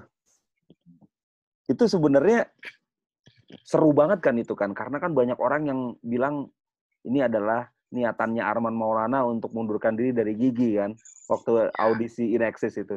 Itu ceritanya gimana Kang bisa sampai ikut audisi In Exist? Jadi sebetulnya gini, sebetulnya itu tuh sebuah apa ya, kalau disebut settingan, ya itu sih sebetulnya gini, si Pete sih rada gendeng juga, si Pete emang saat itu rada punya ide yang rada sinting kalau menurut gue gitu ya. Jadi gini, O Channel saat itu O Channel, ya. O Channel saat itu kan TV baru, TV Jakarta baru gitu ya. TV Jakarta baru yang membutuhkan sebuah sensasi, bagaimana caranya TV ini dikenal. Nah, terus tiba-tiba ada ajang In Exist mencari vokalis. Sebetulnya udah stop, udah di stop, udah ada. Dia udah dapat vokalisnya gitu. Nah, bukan, maksudnya pesertanya dibutuhkan 20. Nah, udah 20 udah stop. Oh, oke. Si apa namanya? Si itunya, si apa sih namanya? Pemegang rights-nya. Iya, pemegang rights. Itu nawarin ke channel, lu mau nggak nih siarin In Access ini gitu di Indonesia. Terus kata dia, ya terus ngapain juga gua ngirim gua nyetel acara lu gitu ya, on airin acara lu, airplane acara lu di TV gua, tapi cuma nyetel doang, ngapain gitu. Gua harus ada privilege dong. Oh, apa permintaan lu apa? Nah, nggak tahu kenapa si geng O Channel tuh kepikiran gua itu seolah-olah ikutan juga ke sana. Oke. Padahal sebetulnya memang udah cut. Emang udah selesai ya, udah. Udah dipropose. Boleh nggak lo gitu bahwa Arman tuh ke sana tuh memang mau ikutan lah gitu ceritanya. Jadi di O Channel tuh ada satu angle lain gitu. Ada Arman ke Amerika, ke LA gini terus ada di situ gua di take gitu ketemu dengan In Access-nya, terus gua nyanyi di depan mereka dan sebagainya. Jadi ada sesuatu yang menarik gitu kan. Oke. Karena saat bersamaan si yang punya rights-nya itu ngejual ke Star World. Star World kan di Asia juga. Terus kata si O Channel, ya gue rugi dong. Kalau gue nyetelin doang, ya Star World lebih gede lah daripada O Channel. O Channel udah Jakarta doang. Oh ya udah, akhirnya dia terima lah proposnya gue itu diterima. Nah si Pete, gendengnya si Pete itu nggak ngomong ke anak-anak Gigi yang lain. Ngomongnya ke gue. Lu pokoknya jangan ngomong lu ya. Lu kesana, lu diam aja. Pokoknya gue yang bikin skenario. Itu nggak ngomong ke Bujana, ke Budi, sama ke Thomas tuh nggak ngomong. Dibikinin show di Hard Rock, the last concert of Gigi. Itu saat GR sore-sore mau main di ini sorry gue potong. Ini drummernya siapa pada saat itu? Drummernya Mas Budi. Oke. Mas Budi. Nah, itu pada saat sore-sore itu lagi GR di Hard Rock. Bujana itu marah, dia saking marah karena kan gak dikasih tahu nih. Kalau Thomas nangis, anjir vokalis gue ke Amerika gitu, udahan sama Gigi gitu. Dikasihnya judulnya aja The Last Concert gitu kan. Yang Thomas bisa nangis juga ya. Kalau Thomas tuh tukang nangis. Thomas tuh tukang nangis emang. Terus dia nah Bujana itu waktu sore GR cabut dah, marah, cabut, hilang. Oke. Nah ini dong si Pete kan, anak-anak Hard Rock cafe gini juga kan. Waduh, Bujana kalau nggak datang ntar malam gimana? Itu sold out yang penuh banget penontonnya karena the last concert. Iyalah konser terakhir gimana ya kan? Si Pete, telepon Bujana, dan akhirnya dapat Bujana datang dengan muka yang mesem banget ke gua, istilahnya udah pengen mukul gue, dan ini orang apain lu keluar dari gigi gitu kan. Kalau Budi kan orang santai, dia lempeng aja gitu. Ya udahlah, ngapain lagi cari vokalis paling gitu kan. Udah sukses. Jadi sebetulnya gue itu kesana tuh padahal sebetulnya untuk menjadi host gitu, tapi experience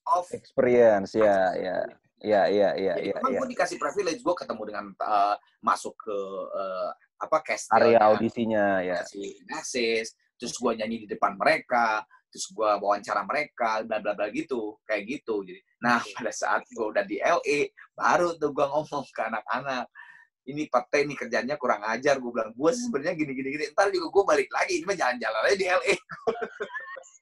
Berarti selama di Hard Rock itu ketidaktahuan itu terus berlangsung sampai manggung. Terus berlangsung, dan Bujana tuh dari lagu pertama sampai belakang tuh cempedut. Anjir, suasananya, aduh nggak enak banget itu pasti ya, asli. Udah nggak ngomong-ngomong nggak di GR di panggung deh. Udah gue kayak udah gue bawain sendiri aja gitu, gue ngomong aja bla bla bla bla bla bla, doain gue ya gini. pada cuma itu. Gila, gimmick banget ya, parah. Gimmick. Kalau ada YouTube itu gue udah kayak Raffi sama Baimong tuh. Ngomong-ngomong YouTube, Kang Arman kan sekarang YouTube-nya, wah gila juga nih, gue juga ngikutin Kang Arman juga nih di YouTube. Sebenarnya musisi-musisi itu sekarang seperti Kang Arman, Mas Ari Lasso, terus ada beberapa musisi juga yang terjun, yang dari penyanyi sekarang merambah ke dunia itu. Sebenarnya pertimbangannya apa sih, Kang? Kalau gue sih sebetulnya lebih menggunakan platform yang sekarang memang rame digunakan oleh, dan rame dan lumrah digunakan oleh apapun itu. Karena kalau gue tuh mau media sosial, Twitter, Facebook, Instagram, TikTok, apa segala macam, buat gue, pikiran gue adalah itu adalah kanal-kanal untuk berpromosi, dan karena memang sekarang zamannya itu gitu kalau menurut gue gitu. Jadi bikin YouTube. Nah, yang kalau menurut gue yang hebat itu adalah Ari Lasso. Lasso itu, coba lu lihat sekarang YouTube-nya dia, channel YouTube-nya dia. Dia itu bener-bener channel YouTube yang bener-bener udah kayak Raffi dan Mbak Im yang gitu loh. Iya sih. Nah itu bener-bener bisa switch gitu. Kalau gue kan enggak, Dai. Kalau gue tetap ada yang hubungannya dengan musik. Maksudnya gini, misalnya gue ada konten gue yang namanya Kumaha di situ. Kumaha tuh kenapa? Misalnya gue, misalnya gini, Gigi atau Arana Project ternyata sepanggung sama lu di sebuah acara. Ada si Badai ya, aku mau wawancara Badai ya, Kumaha. Jadi gue tuh yang terjadi pada saat memang gue menjalani kehidupan musik gitu. Nah, gue jadiin konten gitu. Ada konten sneakers di gue karena memang gue seneng sneakers gitu. Betul. Nah, kalau Ari Lasso tuh kan sekarang tuh bener-bener jadi Kardashian kan. Iya kan? Iya loh. Kalau gue bilang, gue sampai maksudnya gila juga sih Lasso ya, kok bisa kayak gitu ya. Iya. Kalau gue nggak kebadanin kalau sama gue gitu. Gue nggak kebadanin kalau kayak gitu. Apa mungkin bukan selera lu di situ kali ya, Kang? Mungkin. Oke. Mungkin gitu. Nah, padahal Dai, gue tuh di konten YouTube gue baru mau ada satu konten baru yang bener-bener hubungannya musik. Tapi ternyata udah COVID. Ya nggak bisa. Karena harus ketemuan kontennya itu. Bisa. Karena kan di dunia YouTube sekarang itu kan asli ya, gue ngelihat, ini bukannya gue ngomongin gimana-gimana ya, tapi kan YouTube itu konten-kontennya kan sering dipakai untuk konten yang, sorry dalam tanda kutip, konten useless gitu ya. Yang artinya receh. Tapi kan receh kan juga ada yang fun, artinya yang bisa dinikmati secara visualnya juga bagus, ada message-nya. Tapi kan ada banyak yang konten-kontennya ya udahlah sekedar gimmick, cuma lo dapat viewers doang, seperti yang terjadi sekarang ini. Nah, Kang Arman sendiri melihat potensi penggunaan YouTube ke generasi ini sangat berbahaya nggak konten-konten kayak gitu? Ya susah sih, Dai. Kalau menurut gua itu kan hukum ekonomis ya. Pada saat ada sesuatu atau sebuah platform yang digandrungi atau disukai oleh majority orang, pasti akan ada hukum ada hukum yang memang apa sih yang disukai sama orang gitu. Iya kan? Nah, akhirnya idealis apa namanya? Nilai-nilai idealis itu akan hilang. Akhirnya masuklah yang seperti itu, konten-konten yang seperti itu. Karena memang orang itu pada dasarnya menyenangi konten-konten seperti itu gitu. Jadinya mau di-cut juga ya gimana, susah juga gitu kan. Ya kan banyak ya sekarangnya YouTuber yang sekarang kita lihat di berita-berita ada yang ribut karena dia beginilah, dia melecehkan inilah, dia ini dan sebagainya. Tapi memang manusia itu memang menyenangi yang begitu gitu. Ya, berarti bertindak atas nama demand berarti ya. Artinya kan demand. Benar, demand. Jadi gini, Gigi kan punya YouTube juga. Punya channel YouTube. Pada saat di channel YouTube-nya Gigi membahas pembahasan lagu, membahas pembahasan alat misalnya, membahas pembahasan apa, itu view-nya tuh dikit banget, Dai. Dikit banget. Tapi pada saat di channel Gigi ada tiba-tiba konten Thomas masak di dapur, banyak banget. Oke. Oh, berarti konten-konten yang sehari-hari berarti ya, Kang ya, yang sehari-hari orang-orang yang bisa yang raw, yang mentah gitu ya. Iya. Oke. Nah, Kang Arman sendiri punya tim sendiri, tim produksi sendiri berarti ya? Trinity. Oh, dari Trinity. Kalau yang karena kan itu kan hubungannya dengan solo ya gue, maksudnya gue sebagai Arman Maulana, bukan gue sebagai Gigi. Kalau YouTube-nya Gigi ya ada, Gigi Band Official itu ada. Tapi kalau yang YouTube gue ya pasti gue dengan Trinity gitu. Ya. Dari semua yang sudah pernah Kang Arman lakukan selama 30 tahun, ada yang belum pernah lo lakukan nggak sebagai mimpi besar lo sampai dengan saat ini? Yang belum pernah lo lakukan, Kang? Gitu. Dan lo mau kejar itu. Apa ya kira-kira? Ya.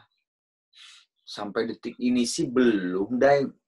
Karena yang kemarin ya, dengan adanya gue punya Arana Project, gitu, Project Soul gue udah pernah, akhirnya gue terrealisasikan juga waktu 11 Januari 2019, terrealisasikan juga gue konser gede sendiri gitu, tanpa Gigi. Gitu. Udah juga gitu ya. Untuk sekarang sih gue belum, bukan tidak ada. Belum ada satu ide yang pengen gue capai, apalagi nih yang gede gitu. Tapi pada saat berjalan sih pasti akan ada juga sih lah, insya Allah akan ada juga sih. Mungkin duet sama international artist gitu? Gue itu nggak tahu dari dulu ya. Gue dari dulu itu selalu menganut, kalau mengeluarkan sesuatu, sama dengan gue ngomong ke anak Gigi juga, begitupun di Arana Project. Kalau gue mau mengeluarkan sesuatu, tapi tidak sesuatu yang baru dari gue keluar, dari ya maksudnya bukan sesuatu yang baru yang dikeluarin gitu, buat apa gitu. Kalau gue sih tidak mau gitu, maksudnya aji mumpung gitu ya, maksudnya enggak lah. Kalau memang ini masuk di akal, gue belum pernah ngelakuin dan kayaknya oke deh, sikat gitu. Makanya waktu lu tadi ada pertanyaan, jadi selama Kang Arman sama Teh Dewi menikah 26 tahun baru dua single. Ya, karena gue tuh dari dulu, dari gue nikah pertama kali udah banyak banget executive producer atau label yang nawarin duet. Buat gue belum ada bahan atau sesuatu yang buat gue mau mengerjakan. Nah, pada saat 20 tahun, wah ini kayaknya gue wajib ngeluarin karena gue respect kepada bini gue mencintai bini gue selama 20 tahun, masa nggak bikin sebuah karya gitu. Ya, berarti lo tuh orangnya momentum banget ya berarti ya, Kang ya? Iya, betul. Buset, ada Chris Libert. Ngapain lu, Bet? Masuk. Ini ada juga yang bilang, kalau misalkan lo ada apa, tadi kan gue tanya mimpi apa yang belum kesampaian, lo main di kecamatan katanya, Kang. Konser di kecamatan. Itu mah udah... Sebenarnya dengan ngabuburit Gigi udah terjadi kalau iya, itu mau udah terjadi. Kecamatan. Patrick nih, Kang, cerita dong, kenapa cerita pernikahan dulu ditutupi? Karena gini, kenapa pernikahan gue sama bini gue ditutup 11 Januari itu?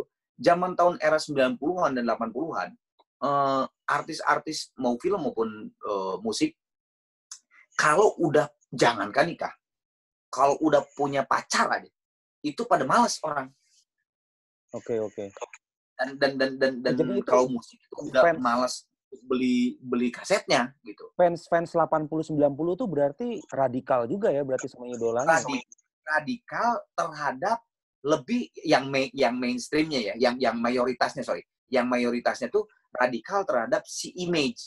Jadi gue mencintai Arman gitu, bukan mencintai si karyanya. Ya. Lebih ke sosok personal. Personal. Nah, jangankan nikah gitu. Nah, makanya waktu nikah itu ditutupi ya karena itu gitu. Karena dulu gue sama bini gue tuh ya udah lama kita tutupi dulu aja. Kita berkarir barengan berdua. Yang penting kita kan udah memang bener nikah, bukan kumpul-kumpul atau apalah gitu istilahnya. Bukan digosipin ini itu ya udah yang penting buat kita aja dan keluarga aman gitu. Ya udah gitu. Yes. Nah, Kang, ini pertanyaan terakhir sebelum udahan. Nah, Kang Arman nih sneakersnya banyak banget. Sejak kapan sih lo memutuskan menyukai sneakers? Kayaknya Air Jordan 1 banyak banget nih kayaknya nih. Itu yang tadi tuh, yang Chris Libert itu tuh bandarnya, BD-nya itu tuh. Mana tuh yang mana? Muncul tuh.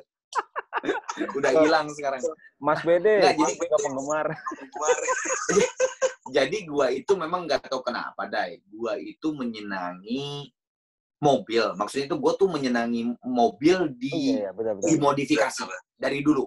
Gua menyenangi mobil selalu dimodifikasi. Gitu. Dihancurin lah itu istilahnya. Nah, dihancurin. Satu itu. Kedua, dari dulu emang gue demen sama sneaker, sama sepatu. Dari dulu. Nah, tapi kan era sneakers menjadi sebuah kultur itu baru sekarang-sekarang kan, Dai. 3-4 tahun ini. Ya. Sneakers pertama. Orang nyorot. Sneakers pertama yang lo punya inget nggak? Apa? Sneakers pertama yang lo punya. Sneakers pertama yang gue punya, Warrior. Anjir. Warrior yang warna hitam bulatnya putih ya. Sebetulnya itu Warrior tuh sebetulnya KW-nya apa sekarang tuh? Converse. Converse. Ya, Converse. Ya. Oh, itu sneakers pertama. Adidas. Iya benar, Adidas. Keren. Nah, sepatu sneakers yang kemarin kejepit di salah satu kursi maskapai itu berarti mahal banget tuh harganya. Itu tuh dikasih sama ini nih yang teriak Adidas tuh, yang nulis Adidas tuh. Oh, siapa tuh namanya? Ntar gue cek dulu. Itu Chris Libert tuh. Oh, salam kenal Mas Chris. Ya itu gedungnya Nike Indonesia tuh. Ya jadi seluruh gigi dikasih sneakers itu AJ apa namanya itu aduh kok gue lupa. Apa itu namanya? AJ 1 ya tapi ya. Dikasih empat-empatnya gitu Face Station, ya udah. Nah, itu terbang ke Bali, main di Bali. Nah, terus karena Bali si Ari, fotografer kita, udah di situ aja deh bikin fotonya di Bali aja gitu. Fotonya di Bali aja. Ya udah, jadi semuanya bawa tuh. Tapi yang bujana yang di Thomas itu masih gua kantongin, masih gua bawa. Belum dipakai. Yang dikirim duluan sama Libert, sama Chris Libert, gue pakai dari bandara. Nah, gue naik pesawatnya kan kelasnya kan yang bisnis tuh. Itu pesawat yang baru, yang Neo itu. Pesawat Neo yang jadi sempat pembicaraan ada Harley dan sebagainya itu. Nah, si tempat duduknya bisnisnya kelasnya yang si Neo itu beda sama bisnis kelas yang dulu. Kalau yang dulu si apa namanya? Nah, ini kalau lu simpen sepatu di sini, kolongnya itu bolong, Dai. Jadi kalau gua mau tidur tuh, nah ini tuh bolong, jadi masuk. Ya, masuk ke dalam. Nah, kalau yang Neo enggak bolong. Dia kayak rel kereta api, Jadi kalau gua tidur, ini kegiles gini. Wah, kacau. Terus gue karena ngantuk kan subuh ke Bali gitu kan, gue buka sepatu, aduh gak enak pakai sepatu, gue buka pakai kaos kaki ini kan, set tidur kan, emang gue sempet ngerasain ngak gitu. Gue cuek aja gitu, set udah, wah ternyata kecepet. Jadi kondisi sepatunya penyet dong berarti. penyet gila, tapi itu gue bukannya di sini ada Chris Libert, nggak. Tapi itu kalau menurut gue sepatu dibikinnya tuh kuat banget. Itu udah kepeng, udah kelipet gitu deh, udah kelipet. Akhirnya sukses Garuda pegawai Garuda semuanya datang gitu, dicabut gitu, nggak apa-apa loh. Jadi yang rusak tuh cuman si susnya itu, lambang susnya, ya kulit kan, cuman apa sih baret gitu, baret doang. Lecet doang. Tapi kondisi fisik sepatunya sendiri nggak penyet, nggak apa segala macam gitu. Nggak sobek, nggak apa dan sebagainya. Gila sih. Oke, seru juga, gila. Berarti sneakers sudah berapa jumlahnya sekarang di rumah? Nggak ada. Sekarang sih gue kalau dulu gue rada lapar mata. Kalau dulu gue lapar mata, jadi lihat sneakers yang gue beli. Kalau sekarang enggak, gue bener-bener gue pilihin aja. Oh ini gue belum punya nih warna ini, gue beli. Kalau dulu tuh merah, gue merah tuh bisa punya 8 gitu merah. Ngapain sebenarnya kan dipakai paling itu juga, bener nggak? So gue tanya sama lu. Iya. Gue tanya sama lu kayak kaos atau sepatu pasti ada favoritnya kan? Pasti. Lu kaos tuh pakai tuh ini lagi. Bener. Cuci pakai gitu aja ya. Itu aja bener. Gue juga sekarang sneakers bener-bener warnanya. Oh, gue belum punya warna putih yang gini. Ya udah, gue beli putih yang hitam gitu. Wah, Kang Badai bolehlah dikasih man idola gue tuh pas sama Semi dulu katanya tuh dikasih Nike tuh. Siap. Terima kasih banyak. Ini berapa lu? Nomor berapa? Ntar kita DM-an. Oh iya DM-an. Kang. Itu Raja Nike Indonesia tuh. Berarti bukan Nike Indonesia deh, Asia Pasifik dia. Oh gitu. Iya. Sombong emang satu itu sombong. Oh, kebetulan katanya Semi teman main CS. Berarti Counter Strike ini. Counter Strike. Kang, untuk yang terakhir nih, Kang Arman, bisa sampein message atau encourage buat teman-teman milenial sekarang, karena kan gue di Instagram sekarang lagi menggalakkan untuk memacu orang atau men-trigger orang untuk berkarya gitu. Jadi gue pengen ngasih tahu bahwa lu kalau jadi artis cover atau jadi pemain, dalam arti reguler band, itu nggak selamanya jadi mimpi besar lo gitu kan. Kalau bisa ya lu berkarya dengan lu bisa bangga kalau lu punya karya sendiri. Nah, kira-kira dari versinya Arman Maulana yang dulunya juga pernah main kafe dan segala macamnya, lu bisa kasih saran apa buat mereka? Betul, gue setuju banget. Apa yang sebenarnya yang dikatakan nama Badai itu benar banget gitu. Udah semuanya benar bahwa apalagi sekarang, Dai. Apalagi sekarang bukan zaman 90-an atau 2000 awal. Sekarang itu lu bisa di kamar menghasilkan sebuah karya dan langsung dicemplungin aja udah ke metadata, ke YouTube, ke Spotify dan sebagainya. Jadi sebetulnya lu tuh sekarang udah sangat dipermudahkan banget untuk bisa berkarya. Kalau dulu zaman-zaman gue itu tuh walaupun gue bagus nyanyinya, gue udah rekaman, gue ngeluarin duit untuk rekaman, itu link untuk dapetin si label aja susah banget kalau nggak kenal dengan si label itu. Kalau sekarang lu udah bisa independen, lu bikin YouTube channel sendiri, lu bikin blog, lu bikin vlog, lu bikin apa sendiri, silakan. Makanya kalau menurut gue setuju banget dengan Badai. Kalau misalnya lu pemain cafe, lu pemain reguleran, lu pemain coveran, coba lu untuk berkarya dari diri lu sendiri gitu. Aduh, liriknya gue nggak bisa. Nggak apa-apa, men. Lu bikin aja dulu. Gue aja dulu nggak bisa bikin lirik kok. Gue nggak bisa bikin. Dulu kan yang bikin lirik kan Baron sama Thomas. Pada Baron sama Thomas keluar, gue terpaksa untuk bikin lirik. Akhirnya sekarang gue gitu. Jadi jangan ada, aduh gue nggak bisa gini. Nggak. Sekarang tuh zaman sekarang, lu udah dipermudah, gunakanlah semua itu gitu untuk berkarya untuk ini. Sama satu lagi. Please banget, ini gue selalu menggambar-gambarkan, please #Tunda Mudik men, please banget. Udah tahun ini jangan mudik dulu deh. Ya. Kalau enggak, kita nggak kelar-kelar, Dai. Kita terus gini aja terus ntar. Iya. Lucu gitu kalau sudah. Betul. Berarti tanggapan lu apa? Gimana? Tolong yang seneng TikTok, lu TikTokin lagu gue yang Kamu yang baru ya. Teman-teman ya, yang followernya Kang Arman dan follower gue juga ya. Jadi tolong yang demen TikTokan, jangan TikTok yang aneh-aneh, langsung aja TikTokin lagunya Kang Arman yang apa judulnya? Kamu gitu. Jadi jangan lupa tuh pada. Itu udah ada di DSP-nya udah ada semua, digital streaming platform semuanya udah ada. Lu ketik aja kamu Arman Maulana udah keluar tuh. Oke. Seru banget Kang Arman, terima kasih banyak. Salam buat Teddy, buat siapa namanya? Apa? Sebelum lu gue lupa, untung aja nih ada gigi kita nyeletuk. Tanggal 22 ada lagi ngabuburit ya gigi di loket.com. Jadi kalau lu pada kangen sama ngabuburit gigi, tanggal 22 ada gigi di loket.com jam 4 sore. Jam 4 sore ngabuburit. Gitu. Oke. Ngabuburit ya, siap. Berarti loket.com, berarti sekarang konsernya pindah ke online semua berarti ya, seru ya. Kayak gitu ya. Loket.com yang paling banyak kalau menurut gua sekarang. Keren. Oh iya Kang, sorry. Sebelum cabut nih, gue juga mau nanya. Sekarang kan PSBB lagi dilanggar terus di Jakarta.